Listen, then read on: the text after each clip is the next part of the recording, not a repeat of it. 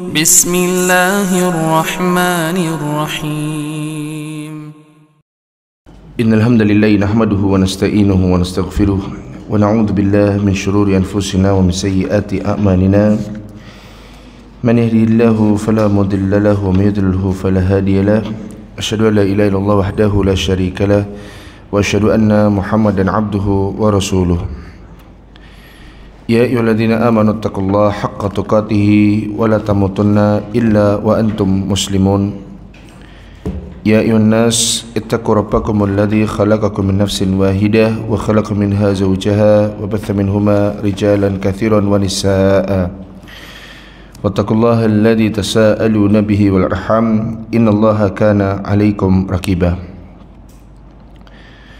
يا أيها الذين آمنوا اتقوا الله وقولوا قولا سديدا يصلح لكم أعمالكم ويغفر لكم ذنوبكم ومن يطع الله ورسوله فقد فاز فوزا عظيما أما بعد فإن أصدق الحديث كلام الله وخير الهدي هدي محمد صلى الله عليه وسلم وشر الأمور محدثاتها فإن كل محدثة بدعة وكل بدعة ضلالة وكل ضلالة في النار.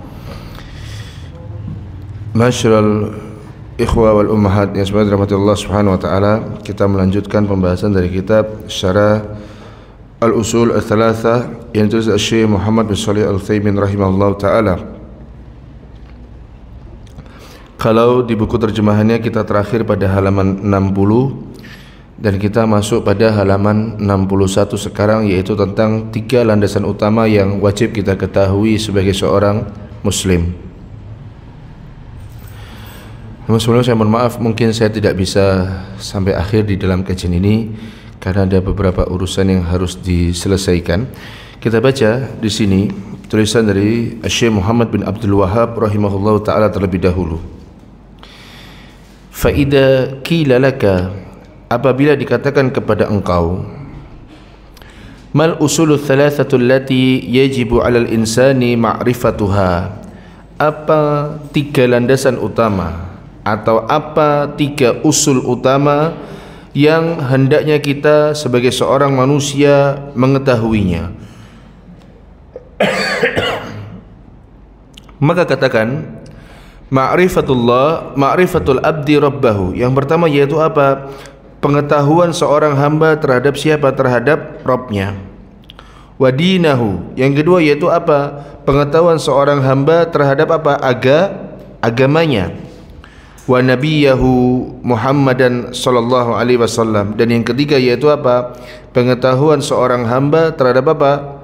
Nabinya. Siapa di sini? Muhammad sallallahu alaihi wasallam. Ya.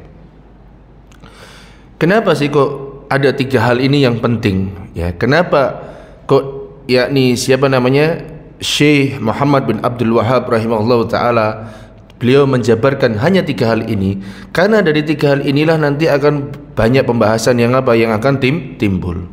Contohnya mengetahui Rabbnya dengan sebenar-benar pengetahuan. Ya, kita harus tahu siapa itu Allah Subhanahu wa taala. Allah itu bagaimana kita mengesahkan Allah Subhanahu wa taala, Allah itu berada di mana dan sebagainya, sudah kita bahas pada pertemuan-pertemuan sebelumnya. Ini pengetahuan hamba terhadap siapa? Terhadap Allah Subhanahu wa taala. Kemudian yang selanjutnya itu yaitu apa? Pengetahuan hamba terhadap siapa? Terhadap agamanya. Yang dimana di dalam agamanya itu ada apa? Ada syariat-syariat yang dibawa. Ada syariat-syariat yang telah disampaikan oleh Nabi Muhammad sallallahu alaihi wasallam.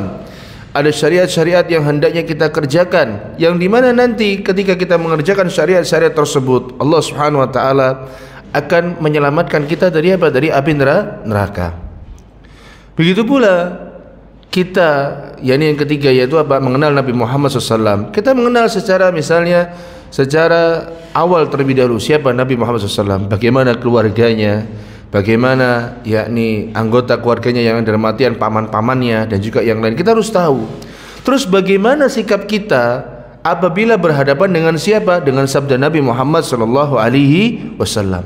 Siapa yang kita dahulukan? Ya, karena 3 hal ini, yaitu mengetahui Allah, mengetahui agama yang kita anut, ini Islam maksudnya dalam artian syariat-syariatnya, dan juga mengetahui apa? nabinya sallallahu alaihi wasallam. Ini adalah 3 usul atau 3 pokok utama yang kita ketahui, yang wajib kita ketahui, karena dengan mengetahui kita ketiganya maka kita bisa menjalankan syariat agama Islam ini dengan apa? Dengan benar. Ya.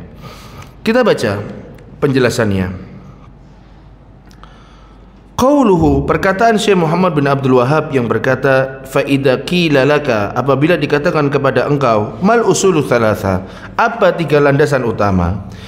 Di sini disebutkan al usul jam'u aslin. Usul, ya, usul atau pokok, ya, atau pokok-pokok itu jamak dari apa? Jamak dari apa? Aslun, ya. Jadi kalau kita baca bahasa Arab, Bu, usul itu artinya apa? Jamak dari apa? Aslun. Aslun itu apa? Pokok. Kalau usulun maka apa? Ya, ini apa? Pokok-pokok pembahas. Ya, pokok-pokok atau dasar-dasar. Ya. Wa huwa ma yubna alaihi ghairuhu. Apa artinya pondasi itu atau dasar? Yaitu apa? Apa-apa yang di atasnya dibangun sesuatu yang lain. Itu namanya apa? Pondasi. Sebagaimana kita membangun musola ini pasti ada apa? Usulnya, ada aslunnya, ada apa? Pondasinya. Kita misalnya berpendapat A, itu mesti apa? Ada pondasi yang kita bangun di mana? Di dalam otak kita. Dalam artian apa? Kenapa kok Anda berpendapat demikian? Karena dalilnya ini. Misalnya ketika Nabi Muhammad sallallahu alaihi wasallam ketika itu sebelum diangkat menjadi nabi, ya. Ketika itu Nabi SAW bertemu dengan siapa? Malaikat Jibril alaihissalam di Gua Hira. Kemudian saking ketakutannya Nabi Muhammad sallallahu alaihi wasallam, akhirnya apa? Nabi pulang bertemu dengan siapa? Khadijah. Ketika bertemu dengan Khadijah, lalu apa? Akhirnya ditenangkan sama Khadijah, dan singkat kata yaitu apa? Bertemu dengan anak dari pamannya Khadijah, yaitu siapa? Waraqah bin Naufal. Ya. Ketika bertemu dengan Waraqah bin Naufal, ya, di akhir percakapan beliau dengan, yakni percakapan ya Waraqah bin Naufal dengan siapa? Dengan Nabi SAW. Maka Waraqah mengatakan apa? Tidaklah ada seseorang, ya, lam ya'ti rajulun bimithli ma ji'ta bihi, atau bimithli ma ji'ta bihi qat, atau lam ya'ti rajulun qat bimithli ma ji'ta bihi illa udiya. Kata Nabi, kata Waraqah bin Naufal mengatakan, tidak ada seorang pun yang datang semisal dengan apa yang engkau bawa ya Muhammad. Maksudnya apa? Ceritamu tadi yang mirip tadi, pasti nanti akan apa? Akan diganggu, akan apa? Diusir oleh apa? Oleh kaumnya. Dan betul, seluruh nabi, ya, ketika membawa risalah kebanyakannya apa? Diganggu, diusir, ya kan? Dicemooh, dicaci maki, bahkan ada dari para nabi apa? Dibunuh, ya. Ini kaidah. Kita ketika mengatakan seluruh nabi itu nanti akan apa? Diganggu. Maka apa? Ketika membangun kaidah ini, Waraqah bin Naufal mengatakan, tahu bahwasanya ini apa namanya? Pikirannya dibangun dari seperti itu, yaitu apa? Bahwasanya siapapun yang nanti membawa risalah dari Allah Subhanahu wa taala, mesti ada yang tidak suka dan pasti akan diganggu. Begitu pula kita misalnya berdakwah, tidak usah keluar, kepada keluarga minimal tersendiri. Ketika mereka sudah memperturutkan hawa nafsu mereka, ketika kita sampaikan tentang yang hak, mereka pasti apa? Mencemooh, menolak, ya, memprotes, nggak senang dengan kita mungkin ditendang dari grup keluarga mungkin, ya. Dalam artian dikeluarkan apa? Dari grup keluarga. Ada seseorang pernah bercerita sama kami, ketika itu dia menasihatkan salah satu sepupunya. Sepupunya ketika itu, ya, bekerja dalam satu perusahaan perusahaan ban, ya, terkenal di Indonesia dan sangat terkenal, saya nggak mau sebut. Nah, ketika dia bekerja di situ, ya, dia cerita, saudaranya atau sepupunya yang lain tanya sama sepupunya yang kerja ini, kamu apa yang kamu kerjakan? Kan pengen tahu kerjamu apa sih? Tahulah kamu kerja di perusahaan ban. Cuman apa yang kamu kerjakan? Dia cerita, kalau hari-hari biasa, ya, saya ini sebagai wakil dari perusahaan untuk bertemu dengan vendor-vendor penyedia karet, vendor-vendor penyedia, yakni bahan-bahan untuk membuat ban. Saya yang bertemu untuk apa? Ya, untuk mencari price atau harga yang terbaik agar apa? Agar bisa memproduksi bahan atau memproduksi sebuah ban. Terus apa lagi? Ya, kalau gini sekarang lagi kosong, Mas. Kosong tuh maksudnya ini hari Sabtu Ahad. Loh, Sabtu emangnya masuk? Ya libur, cuman kalau lagi masuk sih lumayan, kata dia. Emang ngapain? Ya biasa, ngantar apa? Ngantar atasan ya, lihat ya. Ini sepupunya ini mendakwahi siapa? Sepupunya yang lain. Nah, ngantar atasan kemana? Ya biasalah mas, dia orang jauh dari istrinya, ya istrinya kan di luar negeri, dia kan bule ya, bule kemudian jauh dari istrinya, ya pasti kebutuhan tentang hal tersebut ada. Akhirnya diantar ke hotel, ke diskotik, main perempuan, dinasihati sama siapa? Sama siapa namanya? Sama sepupunya yang lain. Udah boleh kamu antar ini.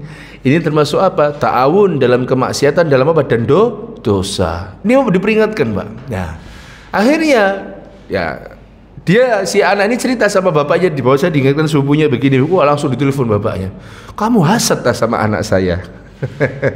Kan terganggu dia. Kenapa? Disampaikan bahwa wahyu nggak boleh. Ini termasuk ta'awun dalam ithim dan dalam dosa, dan juga apa? Permusuhan, nggak boleh. Diingatkan begitu. Nah, tapi alhamdulillah sudah bertobat. Ini sudah bertobat gitu. Nah, ini ketika kita mengatakan seluruh orang yang berdakwah pasti akan diganggu, maka apa? Ini bukan hanya sekedar omong, tapi pondasi dari berpikir. Kenapa? Karena memang kita melihat para nabi itu ketika mereka berdakwah, mereka apa? Diganggu oleh sama kaumnya. Begitu Bapak panjenengan ketika nanti berdakwah sama keluarga, nanti juga kenapa diganggu, tidak disukai, dimusuhi, disalami tidak gelem, maka biasa saja. Nah, inilah namanya apa? Pondasi dalam berpikir. Ya. Kemudian saya sebutkan,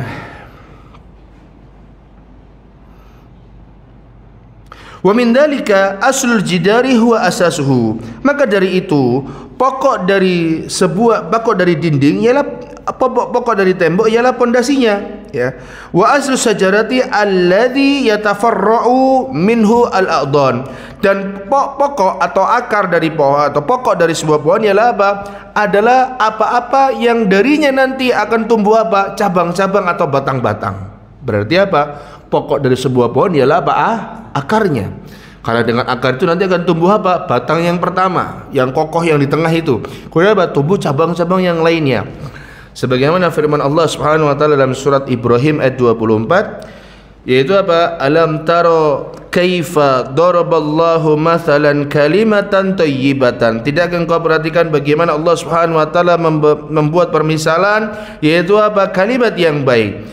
Kasajaratin thayyibatin, sebagaimana apa? Pohon yang baik, ya. Asluha thabitun wa far'uha fis sama, yang dimana pondasinya atau akarnya itu sangat kokoh, wa far'uha fis sama, dan juga apa? Cabangnya, yakni apa? Menjulang tinggi ke atas apa? Ke atas langit. Jadi itulah namanya apa? Al-usul atau aslun, yang artinya apa? Pondasi atau apa? Pokok ataupun dasar. Begitu pula misalnya kita kalau membaca cerita, kita kan masih nyari apa? Pokok pikirannya. Pokok pikiran dari cerita ini apa? Atau pokok pikiran dari paragraf yang pertama apa? Biasanya dulu kalau kita belajar bahasa Indonesia, dari sekian baris ada dalam satu paragraf, biasanya itu pokok pikiran itu terletak di mana? Di awal atau di akhir apa? Sebuah paragraf. Atau terkadang di mana? Di tengah-tengah apa? Sebuah paragraf. Itu pokok. Ceritanya mah ikut tok. Tapi apa? Berkembang menjadi apa? Menjadi hal yang lain. Begitulah, itu namanya apa? Pokok, ya, intinya. Wa hadhihi al-usul thalathatu yushiru biha al-musannifu rahimahullahu ta'ala ila al-usul allati yus'alu anha al-insanu fi qabrihi. Tiga landasan utama yang ditulis oleh penulis ini adalah hal-hal yang nanti manusia akan ditanya pada kuburnya. Jadi mengenal Allah, mengenal agamanya, dan mengenal nabinya. Ini adalah tiga hal pokok yang sebetulnya nanti akan ditanya Allah Subhanahu wa taala di mana? Di dalam kubur, ketika seseorang sudah diwafatkan Allah Subhanahu wa taala, yaitu apa? Man rabbuka wa ma dinuka wa man nabiyuka. Siapa Rabbmu, apa agamamu, dan juga apa? Siapa nabimu. Nah, ini nanti akan ditanya Allah Subhanahu wa taala pada hari kiamat. Siapa Rabbmu, apa agamamu, dan juga siapa nabimu, ya. Dan ini Bu, semua nanti kita akan ditanya Allah Subhanahu wa taala oleh Allah Subhanahu wa taala tentang apa? Tentang bagaimana kita mengenal Allah, bagaimana kita mengenal Nabi-Nya Muhammad SAW, dan juga ditanya tentang apa? Tentang agamanya. Di dalam sebuah hadis yang disampaikan oleh Al-Bara bin Azib, ya, radhiyallahu taala anhu, ketika Nabi SAW bersabda, fil qabri idza qila lahu man rabbuka wa ma dinuka wa man nabiyuka. Di dalam kubur nanti akan ditanya siapa Rabbmu, kemudian apa agamamu, dan juga siapa nabimu. Adapun orang-orang yang dia itu kokoh ketika berada di atas dunia, maka dia akan kokoh bisa menjawab pertanyaan-pertanyaan di dalam di dalam kubur, ya. Sebagaimana firman Allah Subhanahu wa taala dalam surat Ibrahim ayat yang ke-27, ya, ini orang-orang, ya, yang nanti itu bisa bertanya dengan baik, ditanya dan bisa menjawab dengan baik. Kata Allah mengatakan, "Yutsabbitullahu alladhina amanu bil qawli tsabiti fil hayatid dunya wa fil akhirah wa yudhillullahu adh-dhalimina wa yaf'alullahu ma yasha." Kata Allah mengatakan, "Yutsabbitullahu alladhina amanu." Sesungguhnya Allah Subhanahu wa taala akan mengokohkan, akan menetapkan perkataan orang-orang yang beriman bil qauli tsabit, dengan perkataan yang kokoh fil hayatid dunya wa fil akhirah. Jadi kalau kita sudah mengenal Allah ketika di dunia, sudah tahu siapa yang berhak disembah, sudah tahu siapa yang berhak dimintai pertolongan, kita sudah bisa menjawab satu ini. Kemudian yang kedua, ketika kita tahu syariat-syariat agama kita, mana yang harus dikerjakan, mana yang harus dijalankan, mana yang harus dijauhi, mana yang tidak boleh diambil. Kemudian kita selanjutnya mengenal Nabi Muhammad SAW, bagaimana sikap kita ketika kita berhadapan dengan sabda Nabi SAW, bagaimana yakni sifat kita, ya, atau bagaimana kita yakni ketika menghadapi dengan hadis Nabi SAW. Maka ketika kita tahu semua ini, maka akan kokoh ucapan kita nanti di mana di hari kiamat, dan mudah bisa menjawab. Ya, karena di dunia kita sudah mempelajarinya, karena di dunia kita sudah menerapkannya, karena di dunia kita sudah menghafalkannya, sudah memahaminya dengan baik. Maka kokoh kita nanti dalam menjawab pertanyaan di dalam kubur. Adapun, ya, orang-orang yang nanti, ya, ketika itu di dunia dia tidak bisa menjawab, ya, tidak bisa menjawab, atau di dunia ini enggak bisa mengenal Rabbnya, enggak tahu sholat, enggak tahu zakat, enggak pernah beribadah kepada Allah Subhanahu wa taala, maka bagaimana dia bisa menjawab pertanyaan dari Allah Subhanahu wa taala?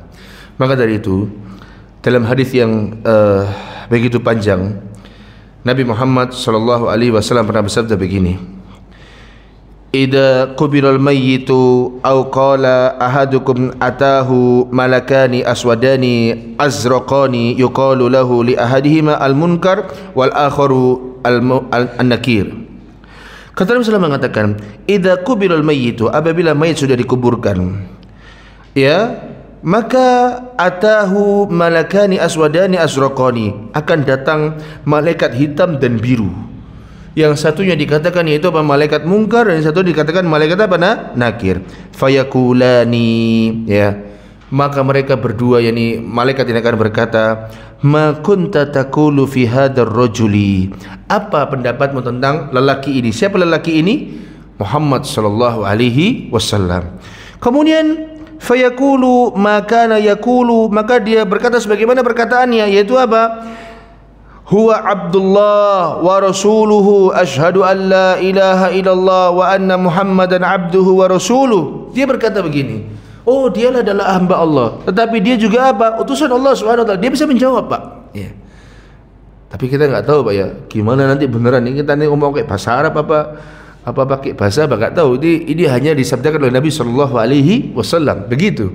Yaitu apabila orang ini sudah kokoh ucapannya, dia akan mengatakan huwa Abdullah wa rasuluh, dia adalah hambanya Allah, namun dia juga rasulnya Allah Subhanahu wa taala. Kemudian aku bersaksi bahwasanya tidak ada ilah yang berhak disembah kecuali Allah, dan aku bersaksi yakni bahwasanya Nabi Muhammad sallallahu alaihi wasallam adalah utusan Allah. Fayakulani qad kunna na'lamu annaka taqulu hadza, sungguhnya kita tahu kamu nanti akan berkata seperti ini. Thumma yufsahu lahu fi qabrihi 70 dhira'an fi 70, maka nanti kuburnya itu akan diluaskan seluas 70 kali 70 hasta, Pak. Karena nanti di kuburan itu ada yang namanya dok-dotan. Dok-dotan itu himpitan. Sampai kata Nabi SAW mengatakan tidak ada yang selamat dari apa? Dari himpitan apa? Kubur. Kalaupun toh ada yang selamat dari himpitan kubur, siapa kata Nabi SAW? Sa'ad bin Mu'ad radhiyallahu ta'ala anhu.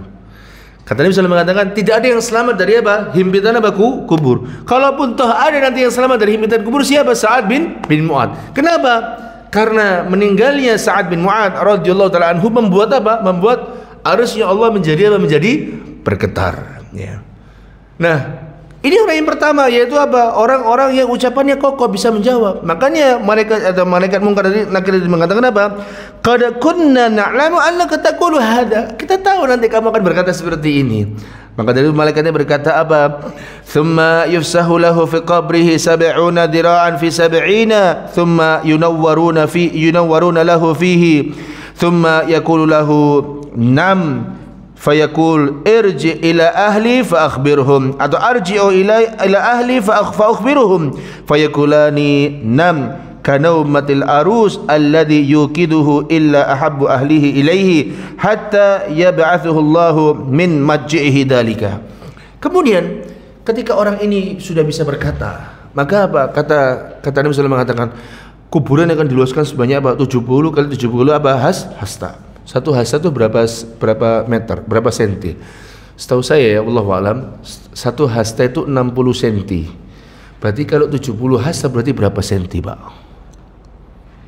7 kali 6 42. 4.200 senti. Ya. 7 kali 6 70 senti kali 60 senti kali 70 berarti berapa?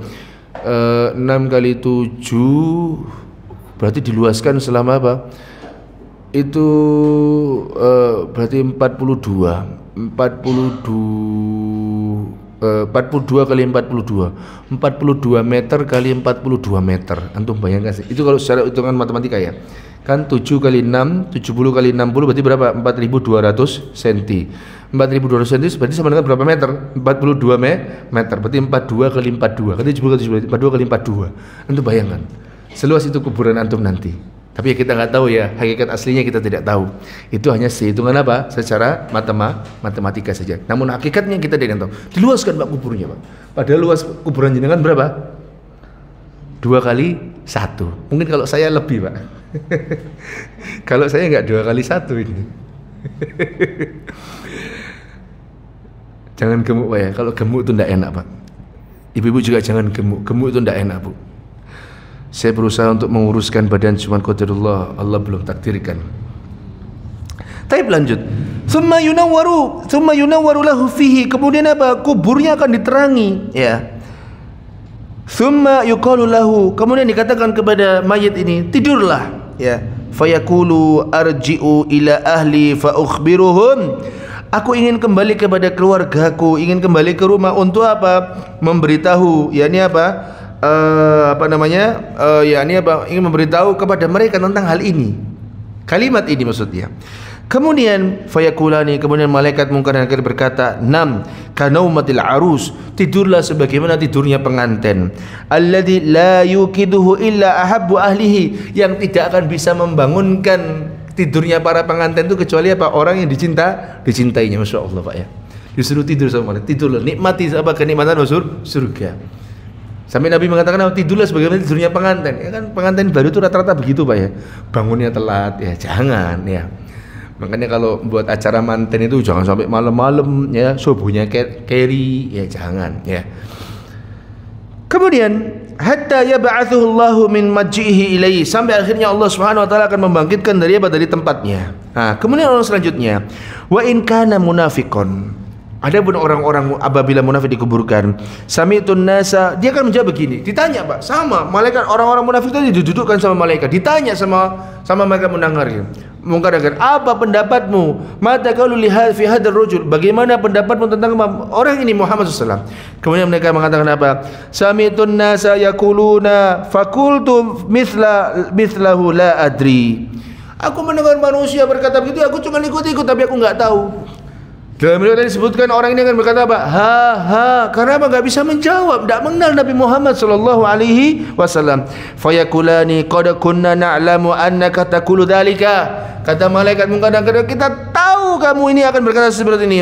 Fayuqalul ardi, maka dia berkata kepada siapa? Kepada bumi ini, maka himpitkah? Yani apa? Himpitkan siapa? Orang ini. Ya, kata malaikat munkar nakir. Maka dihimpitlah jenazah tadi tersebut hingga apa? Tulang rusuknya berserakan, dan dia akan merasakan demikian sampai apa? Tegak hari kiamat. Subhanallah.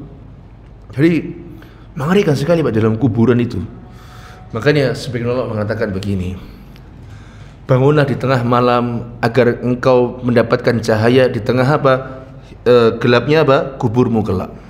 Nabi SAW atas sebagian Allah mengatakan demikian, bangunlah kalian di tengah malam agar kalian bisa apa? Menyinari gelapnya apa? Kuburnya kalian. Subhanallah. Tapi bukan hanya itu saja, ya bukan hanya malam saja, tapi apa? Syariat-syariat yang lain apa?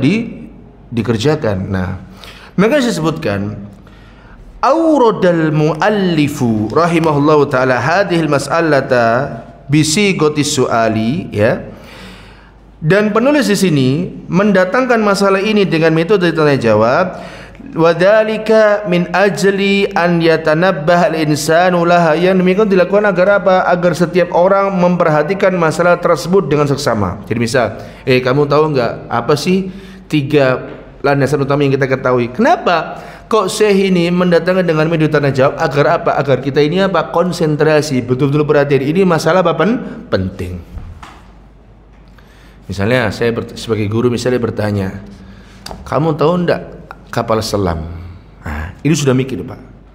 Beda dengan orang kapal selam adalah ini kapal selam itu begini. Tapi katanya, kamu tahu kapal selam? Kapal selam itu apa Ustaz? Misalnya anak-anak kecil nggak pernah tahu. Ini penting agar apa? Orang tuh ketika metode tanya jawab itu apa? Lebih tertarik Pak. Orang itu pada umumnya ya, otak manusia akan menjadi semakin penasaran ketika dia dalam metode belajarnya lebih senang dengan, yakni banyak dengan apa? Metode tanya jawab. Karena dengan metode tanya jawab itu otak akan apa? Berpikir. Yang bertanya akan berpikir, yang ditanya juga ada apa? Berpikir. Ya, ketika tanya apa 3 landasan utama yang wajib kita ketahui, bingung Pak. Berbeda dengan apa? Ada 3 landasan utama yang kita harus mengetahuinya. Yang pertama yaitu beda dengan hal tersebut. Tetapi ketika ditanya, kamu tahu enggak 3 landasan utama yang wajib kamu ketahui? Nah, ini beda. Nah, sama dengan hal-hal yang lain. Ya. Misalnya anak-anak megang lombok, anak-anak kecil dulu enggak tahu itu lombok. Kamu tahu itu apa? Tahu itu apa? Enggak. Coba mau nyoba tak di lombok lah misalnya. Itu pedes. Itu namanya apa? Lombok. Ya, itu lebih atraktif Pak. Dengan apa? Dengan metode yang tanya jawab. Misalnya, kamu tahu itu apa? Ini ular Pak. Misalnya ular gitu. Ini ular, hewan berbahaya. Jangan didekat. Beda dengan apa? Itu ular, jangan apa? Didekati. Berbeda. Kamu tahu itu apa? Bahaya itu. Ya, berbeda dengan. Jadi kalau metode tanya jawab lebih menjadikan apa? Otak kita lebih perhatian terhadap apa? Akan apa yang disampaikan. Sebagaimana Nabi SAW berkata kepada Mu'adz bin Jabal, atadri ma haqqullahi 'alal ibad wa ma haqqul ibadi 'ala Allah. Mu'adz, kamu tahu enggak apa hak Allah atas hambanya dan hak hamba atas siapa? Allah Subhanahu wa taala. Sama juga kata para sahabat ketika ditanya, atadri mal muflis? Para sahabat, kamu atadruna mal muflis? Para sahabat, kalian tahu enggak siapa orang yang bangkrut itu? Ya kan? Kata para sahabat mengatakan, al muflis indana. Orang yang bangkrut di sisi kita ya Rasulullah, orang yang tidak punya harta, tidak punya dinar, tidak punya apa? Dirham. Nah, karena dengan kita menjawab seperti itu, ya bertanya jawab itu akan apa? Lebih terpusat konsentrasi perhatian kita dalam belajar. Makanya di antara syekh yang saya suka di dalam mempelajari yaitu Syekh Shalih Al-Utsaimin. Panjenengan lihat ya, di dalam kajian-kajian beliau, apalagi kalau belum bahas masalah fikih, Masya Allah beliau bertanya, kenapa demikian? Kenapa? Coba kenapa? Nah itu Pak, itu otak kan berpikir Pak. Ya. Misalnya tadi saya bertanya, siapa si yang akan lolos dari apa? Dari himpitan ini? Wah, siapa ya? Gak ada yang tahu nih. Alhamdulillah ada yang tahu, Masya Allah ya. Ini enak Pak bertanya apa dengan atau belajar dengan apa? Metode tanya jawab. Ya. Jadi kalau misalnya di sini ada seorang guru atau misalnya di sini ada yakni ada orang tua ya, siapapun ketika mengajari anaknya, enak itu mengajari dengan apa? Metode tanya jawab. Karena jelas Pak, metode tanya jawab itu juga akhirnya apa? Membuat kita tidak tenang Pak. Sahih walala. Kalau kita misalnya sebagai murid, pas kita belajar sama ustadz atau syekh ditanya, apa ndredeg nak sampean? Ndredeg Pak, ini ndak iso ya apa isin iki. Ya kan? Ndredeg akhirnya apa? Otak berpikir keras Pak. Ya, otak kenapa berpikir untuk apa? Menemukan jawaban. Itu penting. Pentingnya apa? Metode tanya jawab dalam apa? Dalam menerangkan sesuatu. Sebagaimana Syekh di sini, ketika beliau, kamu tahu enggak? Kalian tahu apa tidak? Apa 3 landasan utama yang wajib diketahui manusia? Kenapa kata Syekh Sulaiman menggunakan metode tanya jawab? Beliau mengatakan min ajli an yatanabbah al-insanu laha, agar manusia itu memperhatikan 3 perkara tersebut. Li'annaha mas'alatun 'azimatun wa usulun kabiratun, karena 3 masalah tadi adalah masalah yang besar dan perkara yang berat. Wa inna maqala, dan bahkan ada berkata, inna hadhihi hiyal usula thalathata allati yajibu al-insani ma'rifatuha li'annaha hiya al-usulul lati yus'alu anha al-mar'u fi qabrihi idza dufina wa tawalla anhu ashabahu atahu malakani faqadahu fasa'alahu man rabbuka wa madinuka wa nabiyuka. Bahkan lebih daripada itu, ini bukan hanya sekedar pondasi yang penting, bukan hanya sekedar yakni masalah yang berat, enggak. Bahkan ini adalah perkara yang nanti seseorang akan ditanya Allah Subhanahu wa taala pada hari kiamat. Ketika dia sudah dikuburkan, kemudian didudukkan sama malaikat, didatangi 2 malaikat dulu ya, kemudian didudukkan. Kemudian ditanya tadi sebagaimana hadis yang begitu panjang tadi. Ditanya, ya bagaimana pendapat tentang seseorang ini? Ya, kita nggak bisa jawab bagaimana, Pak. Ya. Bagaimana kita? Kalau kita tidak mempelajarinya ketika di dunia. Sebagaimana kita kalau misalnya ujian, ya.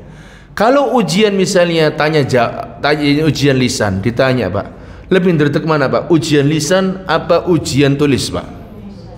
Lisan lebih ndredeg Pak. Ujian lisan tuh di mana-mana paling apa ndredeg.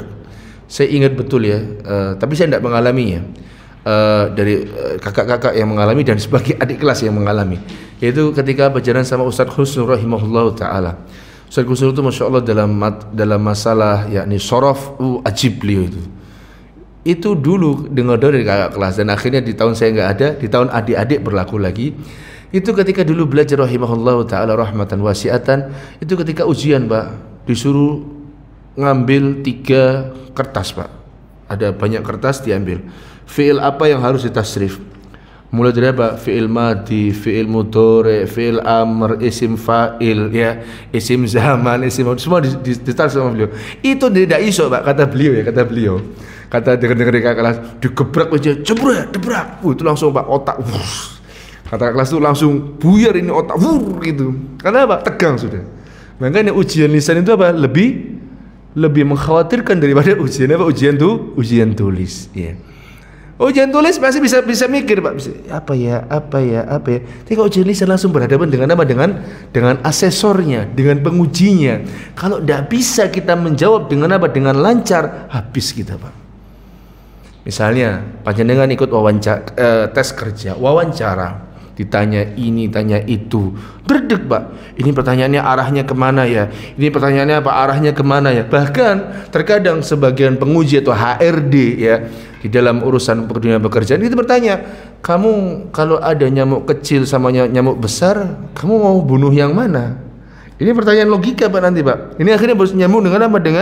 Dengan kepribadiannya dia, dan memang ada kaitannya. Mana yang kamu bunuh? Nyamuk besar apa nyamuk kecil? Ini antum harus persiapkan ini semua, ya. Nah, begitu pula apalagi pertanyaan dalam apa? Kubur. Gimana kalau kita tidak mengenal Nabi Muhammad sallallahu alaihi wasallam? Bagaimana kalau kita tidak pernah menjalankan syariat-syariat agama Allah SWT, lalu kita mengatakan kita adalah orang soleh di mana di kuburan kita, maka itu adalah hal yang mustahil. Fa'alman mu'minu, ya, adapun orang-orang mukmin, fayaqulu, mereka akan berkata, Rabbi Allah, Rabb kami adalah Allah, wa dinil Islam, dan agama kami adalah Islam, wa Nabi Muhammad sallallahu alaihi wasallam, dan agama saya adalah agama Nabi kita adalah siapa? Nabi Muhammad. Wa ammal murtabu awil munafiqu fayaqulu ha la adri sami'tu an-nasa yaquluna syai'an faqultuhu. Ya.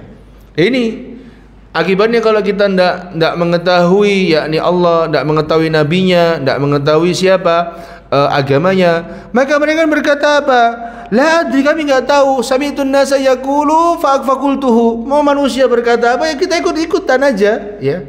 Tapi dia enggak tahu. Misalnya manusia berbuat kesyirikan, ya ikut-ikutan berbuat kesyirikan. Ya. Manusia yakni melakukan hal-hal yang tidak pernah diadakan dalam agama Islam, mereka juga ikut-ikutan mengajarkan atau mengatakan apa? Atau melakukan hal-hal yang tidak diadakan di dalam agama Islam. Kemudian ada sebagian umat mengatakan fayaqulu ha, agar apa dia ha enggak tahu dia. Ya, enggak tahu. Maka kita enggak tahu secara detail ya tentang bagaimana yakni hakikat ini apa pertanyaan di alam kubur. Maka semaksimal mungkin ketika kita di dunia mempersiapkan hal yang demikian. Tapi sekarang kita baca sedikit lagi.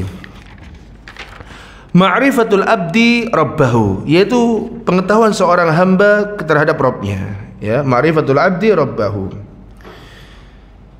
Ma'rifatul abdi, ma'rifatullahi takunu bi asbabin. Mengenali Allah Subhanahu wa taala itu bisa dengan apa? Beberapa cara atau beberapa sebab. Minha an-nadharu wat-tafakkuru fi makhluqatihi azza wa jalla fa inna dhalika yuaddi ila ma'rifatihi wa ma'rifati 'azimi sultanihi wa tamami qudratihi wa hikmatihi. Yang pertama yaitu apa? Kita merenungkan dan memikirkan makhluk Allah Subhanahu wa taala. Memikirkan dan merenungkan ciptaan Allah Subhanahu wa taala. Kedua aktivitas tersebut dapat menghantarkan seseorang ya mengetahui Allah dan memahami kebesaran kerajaannya, kesempurnaan kekuasaannya dan juga hikmah dan rahmatnya. Ketika panjenengan melihat ciptaan-ciptaan Allah Subhanahu wa taala itu akan panjenengan apa? Akan mengetahui oh ini loh hikmah besarnya. Contoh, ular kobra di sawah itu diciptakan Allah Subhanahu wa taala bukan tanpa alasan apa Pak? Kenapa Pak? Alasannya kenapa? Kenapa kok ada ular kobra di sawah misalnya?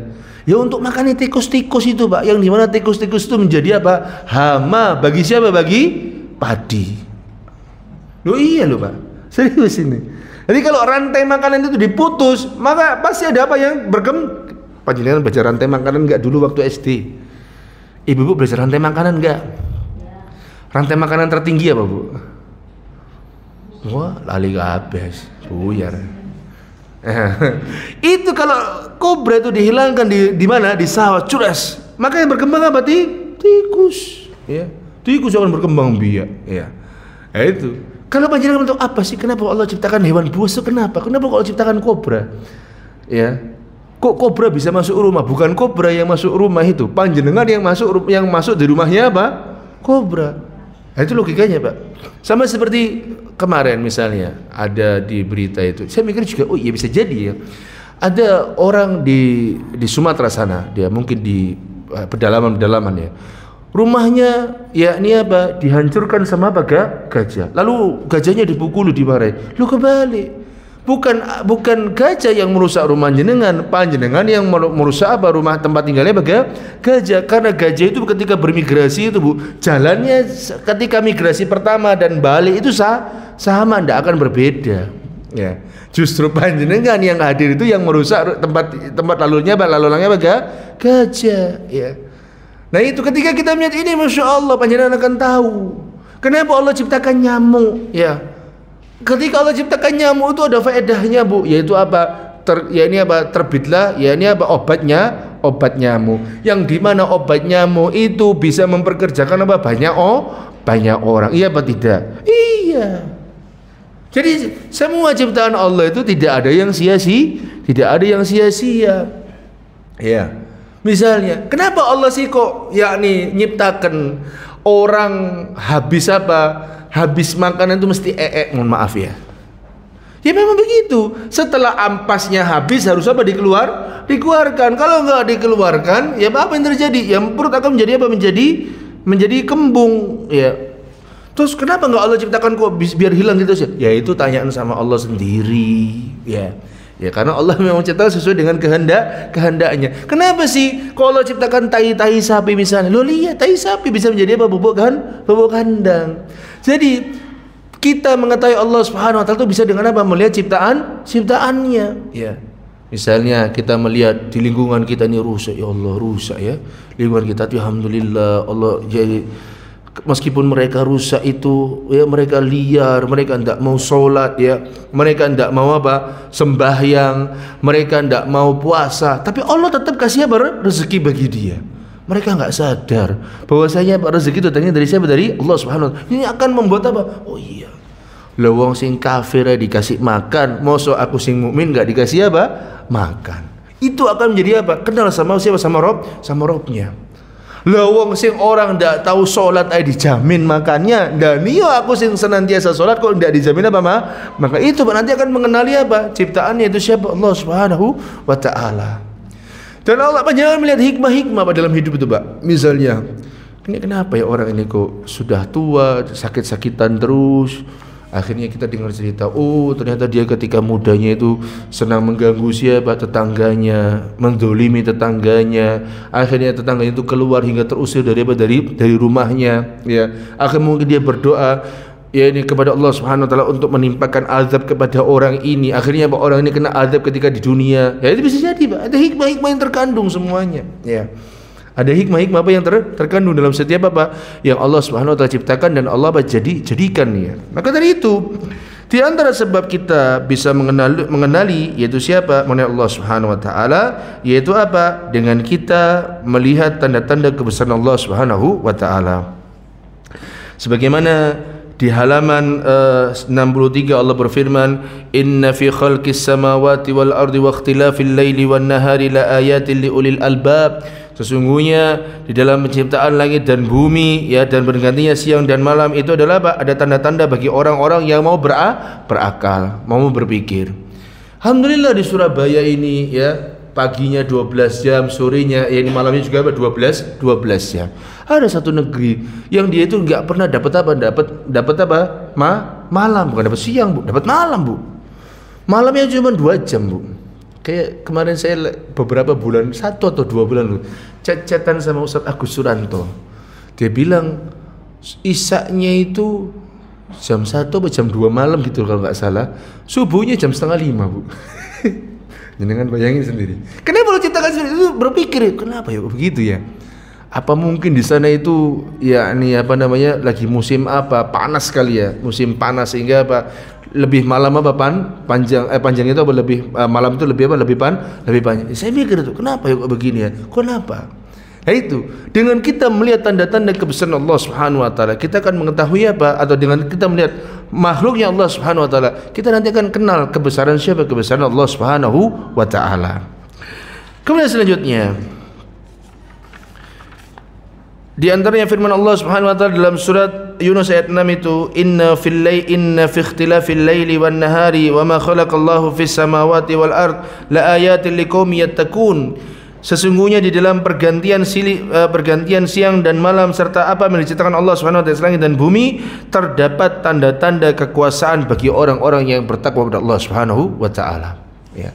Bergantinya siang dan malam itu adalah tanda-tanda bagi kita yang mau berpikir dan orang yang bertakwa. Nah, kita lihat halaman 64 langsung. Halaman 64.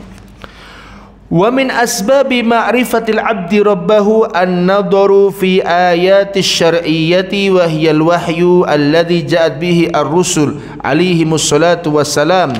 فينظر في هذه الآيات وما فيها من المصالح العظيمة التي لا تقوم حياة الخلق في الدنيا ولا في الآخرة إلا بها. Dan di antara sebab kita bisa mengenal Allah Subhanahu wa taala ya dengan benar yaitu apa? Kita melihat tanda-tanda atau ayat-ayat syar'inya, yaitu apa? Wahyu di dalam Al-Qur'an juga dalam hadis Nabi SAW. Yang dimana para Rasul alaihimus salatu wassalam itu membawanya. Kita lihat di dalam syariat-syariat yang dibawa oleh Nabi Sallallahu Alaihi Wasallam itu pasti ada apa? Maslahat yang agung yang dimana tidak mungkin ya kemaslahatan itu akan tercapai kecuali dengan apa? Menjalankan syariat-syariat tadi. Contoh, lanang kawin karo lanangku ndak oleh, Pak. Ya. Nabi mengatakan apa? Al-fa'ilu wal maf'ulu kutil. pelaku dan yang orang yang diperlakukan, ya, pelaku dan orangnya itu sama-sama apa dibunuh dalam syariat Islam pelaku LGBT itu. Kenapa, Pak? Oh, bahaya Pak LGBT itu, Pak. Bisa menyebarkan apa? Banyak penyakit, ya. Dan ini kalau ini satu saja ini apa? Bisa membuat apa? Kehidupan menjadi baik, ya. Saya jijik, ya. Pernah kok nggak tahu kok lihat lewat di beranda Facebook saya ada pasangan homo Indonesia, tapi karena dia nggak diakui di Indonesia, dia akhirnya nikah di mana? Kalau nggak di Belanda, di Perancis. Gila nih, Pak. Yang dari Indonesia itu dari ceweknya, yang dari Indonesia itu cowok tapi jadi cewek, yang dari Belanda atau dari Perancis ya itu jadi apa? Jadi cowoknya. Gila nih, Pak. Naudzubillah. Lu ini gitu, Pak. Ya opo nek kok ngene iki, ya. Itu, Pak. Satu syariat saja itu bisa, Pak, bisa mendapat maslahat yang begitu besar. Bagi siapa? Bagi umat Islam. Itu baru satu syariat. Misalnya kata Nabi SAW mengatakan an-nadzafatu syatrul iman, ya, an-nadzafatu syatrul iman, kebersihan ini separuh dari apa? Keimanan. Loh, kita diajarkan untuk hidup bersih, dan betul, Pak. Nah, hidup kita jorok ya apa, Pak? Nggak enak. Makanya jenengan itu meskipun di rumah dewe itu ya kudu apa sing resik, ya. Ojo kemproh, ojo jorok, ojo sampah rong dino pisan baru dibuang nang jobo. Ora. Sehari sekali harus apa? Dibuang, ya. Kemproh itu, Bu, ya. Meskipun mohon maaf, ya, tidak mesti, Pak, rumah kecil itu akan menjadi apa? Jorok. Yang menjadikan jorok itu siapa? Ya orangnya itu sendiri. Saya pernah melihat rumah yang besar tapi terlihat sempit. Kenapa? Begitu banyak barang apa yang disimpan. Sampai terkadang setiap 6 bulan sekali itu saudaranya dipanggil untuk apa? Untuk ya ini apa? Ngerombengi barang-barangnya. Itu orang kaya bingung habiskan apa? Uang, ya. Dan juga saya pernah melihat rumah yang kecil begitu lapang. Kenapa? Karena hanya barang-barang yang berguna di dalamnya. Nggak ada barang yang tidak berguna, semuanya barang yang berguna. Nah, kemudian dia bersih, rajin membersihkan kamar mandi itu jangan sampai lunyu, kamar mandi sampai saulan nggak tahu dikosek, jorok itu, Bu. Siapa yang nggak pernah ngosek kamar mandi? Saya pribadi ngosek kamar mandi itu 3 hari sekali atau 3 atau 4 hari sekali. Pokoknya dalam sepekan itu udah 2 kali. Itu harus dikosek, Pak. Kempro, Pak. Oh, sopo sing betah karo kuning-kuningnya di kamar mandi itu. Kuning-kuningnya maksudnya kuning-kuning bekas apa? Air kencing. Lihat, Pak. Ketika syariat ini dijalankan, maka apa? Maslahat yang besar akan apa? Akan muncul. Orang kalau misalnya kencing di tempat kita bersih, rajin bersihkan, itu senang, Pak. Ya biasa, dalam artian merasa nyaman. Ada loh orang yang tidak bisa nyaman gara-gara apa? Kamar mandinya apa? Kotor. Jenengan aman dah, nyaman dah kalau misalnya masuk toilet kalau toilet umum lah anggaplah kotor, aman, nyaman? Ya enggak bisa. Siapa yang merasa nyaman? Misalnya, ya, apalagi syariat, apalagi misalnya yang semua syariat pasti mengandung syariat, mengandung maslahat yang besar. Misalnya, yakni makan dengan tangan kanan, itu maslahatnya besar. Tangan kiri betapa banyaknya, yaitu apa? Memegang hal-hal yang jorok, ya, dari istinja, baik yang depan ataupun apa yang belakang, ya. Maka kita suruh pakai tangan apa? Yang kanan. Kemudian misalnya perintah taat kepada waliul amr. Ini lagi taat kepada waliul amr, terhadap pemimpin kaum muslimin. Maka apa? Setiap perintah waliul amr yang tidak menyelisih syariat Islam kita jalankan. Ini maslahatnya besar. Contoh apa? Pakai helm. Saya betapa sering lihat di Pegirian ini ada kecelakaan yang ditabrak apa? Nggak pakai helm. Iya betul, ya. Banyak, Pak. Sering, Pak, ya. Sering dalam artian 1 banding berapa kasusnya. Tapi sering. Coba lihat di Pegirian lampu merah itu, Bu. Wah, itu lampu merah yang menurut saya pribadi paling Masya Allah, ya. Bukan hanya siang, tapi malam pun juga apa? Juga Masya Allah, ya. Saya itu pernah, ya, dari arah Perak mau ke Kenjeran. Arah saya menang, Pak. Seharusnya saya yang berjalan. Subhanallah, saya hijau, Pak. Yang dari Wonokusumo mau keluar, banter, Pak. Astagfirullahaladzim. Itu alhamdulillah Allah selamatkan saya. Gimana kalau saya tidak selamat dan dia tidak pakai helm lagi, ya, dan dia tidak pakai helm lagi. Maka dari itu, ketika kita mentaati walil amr, ya, ketika kita mentaati walil amr, menjalankan syariat ini, disuruh pakai helm, ya, itu ada manfaatnya yang besar. Misalnya di antara perintah walil amr yaitu apa? Dia undang-undang memakai, ya, ini memakai knalpot yang standar, tidak boleh knalpot apa? Brong. Ya, julukannya knalpot apa? Brong. Panjenengan kalau di seberang orang, ya meskipun Masya Allah sekarang itu kemajuan teknologi saya juga baru tahu Pak ya. Ternyata ada beberapa knalpot yang mungkin yang mahal ya, itu suaranya bisa disetting Pak. Ada yang kenceng kayak motor balap, ada yang bisa disetting gede tapi nggak memekakkan telinga ada. Nah, saya tuh kesel Pak. Ketika misalnya lagi berhenti di pinggir jalan ya, capek, lelah ya, kemudian berhenti untuk minum misalnya, ada motor uang, itu apa? Ini memekakkan telinga. Kan nggak boleh sama aturan pemerintah itu kan? Berarti masalah ada, berarti syariat Islam ini masalah. Itu apa? Taat walilah Pak amr. Ya, tidak boleh apa menggunakan kenapa apa brong. Nah ini berarti apa? Ini menunjukkan wahyu Allah Subhanahu wa taala turunkan kepada kita itu membawa maslahat yang besar bagi kehidupan apa manusia. Maka dari itu kata Allah mengatakan afala yatadabbarunal Qur'an walau kana min indillahi lawajadu fihi ikhtilafan katsira. Apakah mereka tidak mau mentadabburi Al-Qur'an? Kalau seandainya Al-Qur'an itu turun selain dari sisi Allah Subhanahu wa taala, maka pasti mereka akan mendapatkan apa? Mendapatkan perselisihan yang begitu banyak. Yang terakhir. Wa minha, ya, ma yulkillahu azza wa jalla fi qalbil mu'min. Dan di antara cara mengenal Allah Subhanahu wa taala yaitu apa yang Allah letakkan di hati seorang mukmin dari mengenal Allah Subhanahu wa taala, hatta ka'annahu yara rabbahu ra'yal 'ain. Qala Nabi SAW, sampai akhirnya apa? Ketika mereka beribadah kepada Allah Subhanahu wa taala seakan-akan dia sedang berhadapan dengan siapa? Dengan Allah Subhanahu wa taala. Sebagaimana Jibril alaihissalam ya ditanya mal ihsan, apa itu ihsan wahai Muhammad?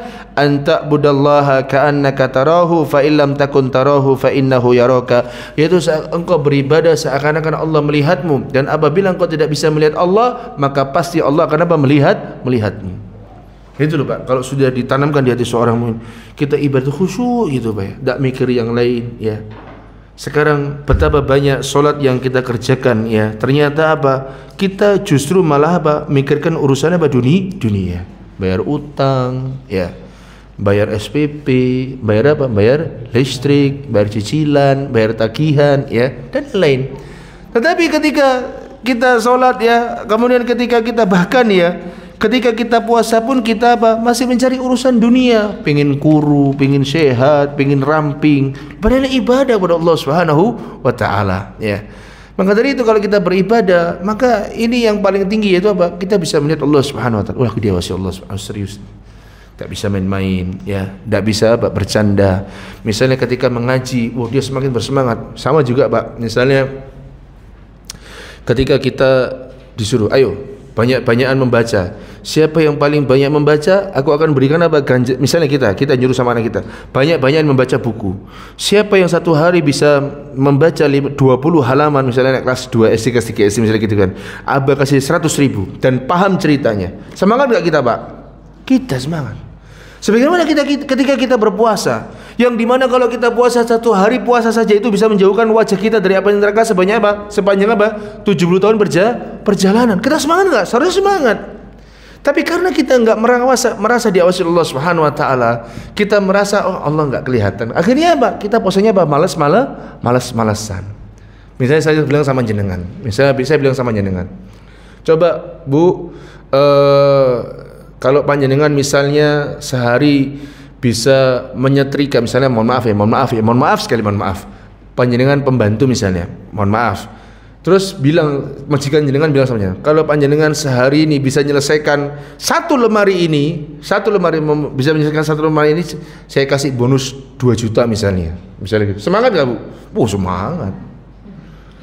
Meskipun gak dilihat bosnya apa semangat dia. Karena apa? Bonus yang besar ya. Sahih walala? Sahih.